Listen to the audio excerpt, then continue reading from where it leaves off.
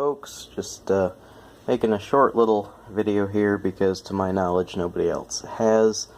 I have actually already done it, so I'm not going to tear this apart, but I just want to explain it because I kind of had a hard time finding what I needed to find, and I just wound up tearing into it.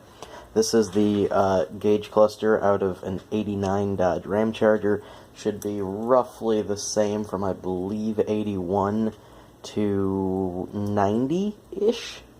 Either 90 or 91, they switched to a different gauge cluster, which had a speedometer that went to 100 and was more electronic. Had a voltmeter instead of an ammeter. I think that's it. But that has radically different light bulb locations. Well, I guess not radically different, but different, and comes apart differently.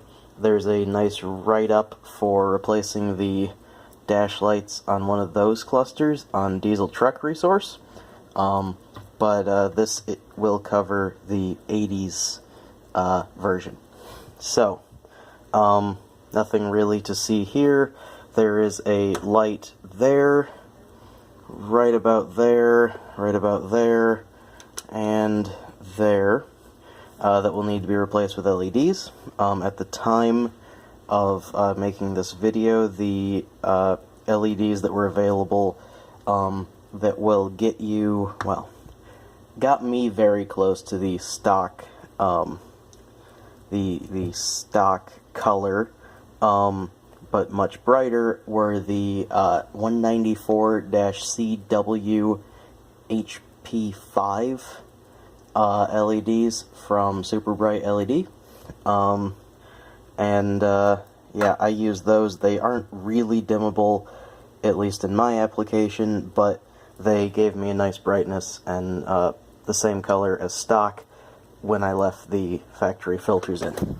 Turning this over, you have to be a little bit careful of the trip meter reset.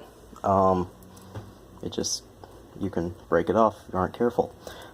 This one here is a illumination light. That one is an illumination light. That one's an illumination light, and that one is an illumination light. That's turn signal. That is also turn signal. That one is this one is the seatbelt light, I believe, and this one is the maintenance required light. I don't have a bulb in this one because the previous owner took out the maintenance module, and I don't really care to have that functionality. I can do maintenance on my own truck, and maintenance required at some set number of miles that resets every once in a while isn't really relevant on a 30-year-old truck. This is the high beam bulb. This one is either door ajar or oil warning. I can't remember which. I think that one's oil warning, and this one is then door ajar. Supposedly, these bulbs will come out when you're removing the cluster. That's like impossible to do. I had to cut them.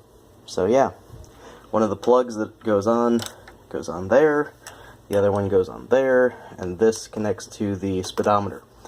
Now, to get this cluster apart, unlike the Diesel Truck Resource page, which had a whole bunch of these little guys, there's one of these here, and one here, and the cluster doesn't come apart when those are gone.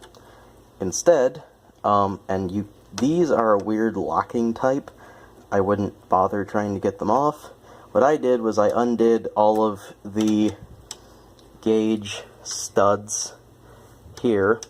Once all these are off, the circuit board here will lift off, and the light bulbs are all in the circuit board, so you can just change them on that. And the gauges you can just let fall inside here, and as long as you don't take off the plastic on the front, the gauges were, at least for me, fine.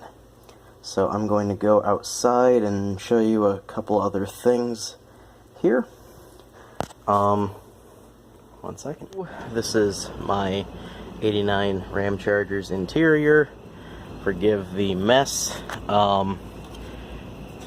That is the long plug that I showed you on the gauge cluster. This is the circular plug, and this connects to the speedometer. To get this off, I would highly recommend, as I gleaned from the forums, to disconnect, if you have cruise control, the cruise control module under the hood, which is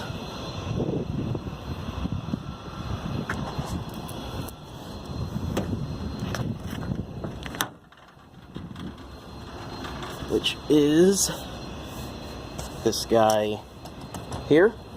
And once this is loose, it can be moved around, and this cable goes through the firewall.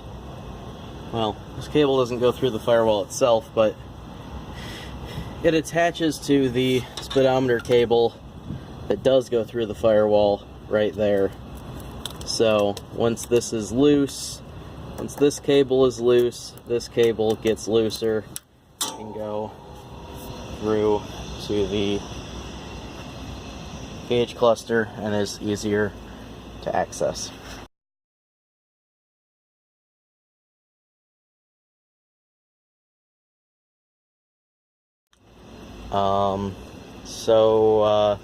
I'm going to put up a couple pictures at the end of this of what mine looks all hooked up, and depending on when I actually put the video up relative to putting the truck back together, I may include a video at the end of everything back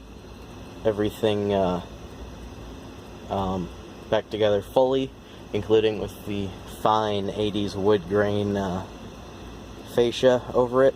But at any rate, thank you very much, and I bid you adieu.